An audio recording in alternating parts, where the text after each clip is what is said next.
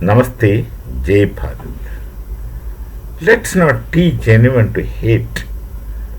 Let's not teach children to hate. Let's not teach that others are inferior, you are immensely superior. Some people do it. Some people do teach hatred. Hating specifically identified people right from childhood. Take the case of the Jews and Hindus. Wherever Hindu is relevant, that society teaches their people to hate Hindus. Only, not all. It's about the radical Islam I am speaking very clearly. Wherever the Hindus nearby, they teach the Hindus to be hated without any particular reasons. Should be hated and should be hated, that's all. Then they have this wonderful word, inherited word, that's kafir. For hatred for the Jews is their theological kind of hatred. I don't know how serious theological it is, but then they create it as a theological thing. Of course, if you go by the Torah, then there are reasons. There are reasons for them to feel inferior. I don't have to go into it, everyone should know that. I don't have to go into it. So, but you come to the knowledge tradition of Bharat. See, there's one thing with the Bharat. Most of our things, rather everything we have, is based on a knowledge tradition. And that is Bharatiya knowledge tradition, what we call is the Veda Upanishadic knowledge tradition. The knowledge tradition evolving out of the Vedas and the Upanishads. I speak them together because one is from the other. Each Upanishad belongs to one of the Vedas. So it's a Veda Upanishadic knowledge tradition. They are knowledge texts. You don't consider the Vedas and the Upanishads as a religious text. We don't have such concept of religion. We have concepts of dharma. All the transcendental aspirations of people of Bharat are dharmas, different varieties of dharmas. They never have contradiction and conflict with one another. They coexist because they speak the same thing in different manners.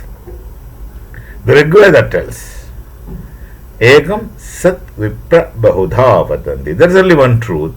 Scholar speaks about it in different ways according to his available categories of understanding.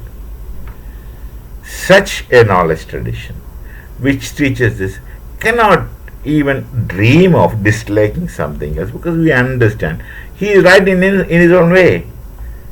This man is right in his own manner, in his own way, given his own perceptions and understanding and categories and concepts and categories of understanding.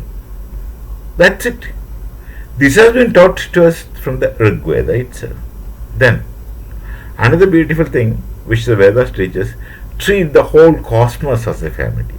Vasudhaiva Kutumbakam, people of course understand it as the whole world is one family, but actually the whole cosmos is one family. When you look at the Upanishadic Shanti Mantra of Devakis Shanti Vanaspati Shanti, offering respect to every aspect of the existence.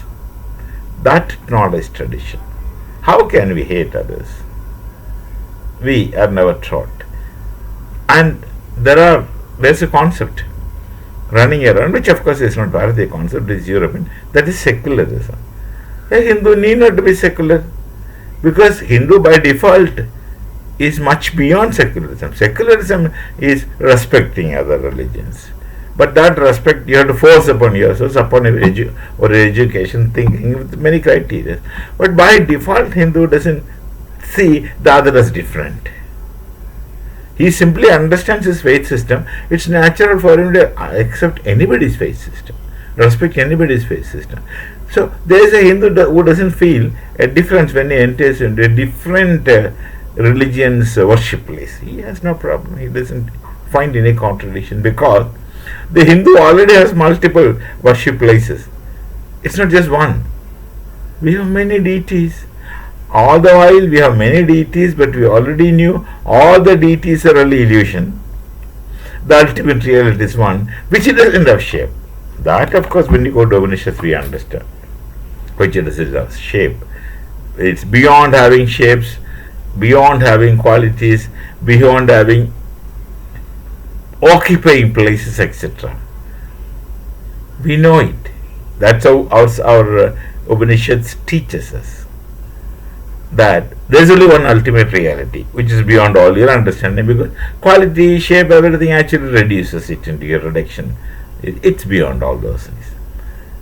So therefore, we understand everything as one and the same. One and the same, multiple expressions of one and the same reality. Something like a tree, many leaves, but they all belong to the tree. So we don't have differences between pluralities, different specificities. We understand there's ultimately a reality beyond lying which unites them. They one and the same. That, of course, becomes a fundamental cardinal principle of the unity of Bharat. So Hindu naturally respects all of the faith system, because the Hindu, look at him. He goes to a temple of Vinayaka, Ganesha. There the situation is different. Situation is situation one. Then he goes to Shankar Bhagavan's temple. Next, maybe. Situation is different. Then Bhagavan Shri Ganesha Mandir. Situation is different. And then the Sindhi kind of thing. Chulelal. Situation is different. But he has no contradiction. He doesn't find any contradiction. For him it is one and the same. There is a coexistence. He has no confusion. He has no contradiction. This is the kind of training a Hindu gets. So for him it's natural to respect anything, to accept anyone's faith as his faith, not as my faith. The contradiction can evolve when somebody goes and tells a Hindu, you change your faith system.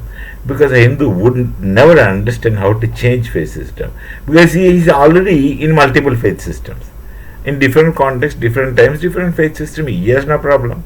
He is not trained in that way epistemologically. He doesn't exist in that manner epistemologically. So accepting others is just nothing for us. It's normal. That's how all world religions comes. Think about the Jews. The whole world were chasing them, persecuting them, destroying them. Whosoever has reached Bharat did not feel that they are in a different land. Forget about all other things. Did not feel that they are in a different land. They came here with their system, they made the synagogues, they existed, they flourished, they become good Jews. What a good businessman. They did business, they mingled with the society, they became one with us. The Bharat has that character. Anybody going into one society belongs to them, becomes one among them in small time. So they became one among us. We never thought that they are different. Our ancestors never thought they are different. So they existed here, and when Israel was formed, they went back. Most of them went back.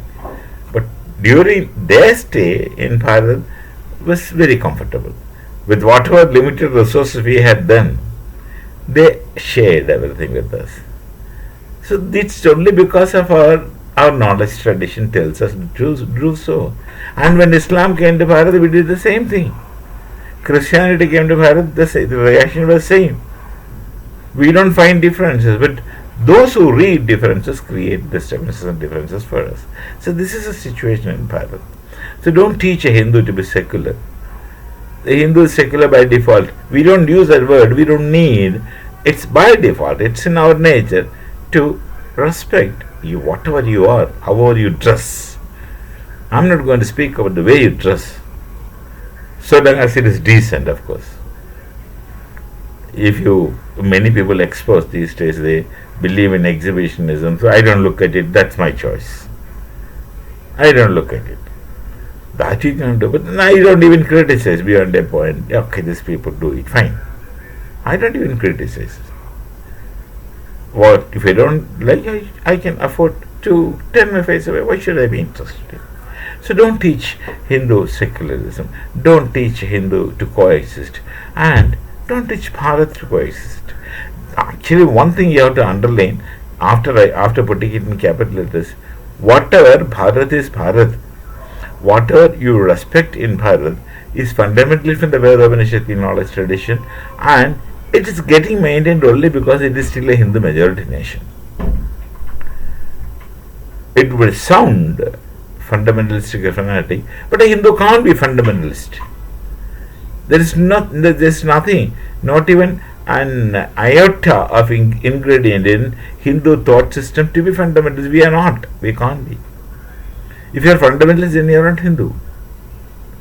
If you are not so-called secular, the word is again not Bharatiya. It's the category is different. If you are not secular, then you are not a Hindu. If you are a Hindu, then you are all this. We shall meet again with some other thought. Till then, Namaste. Jai Bharat and Jai Sri Ram.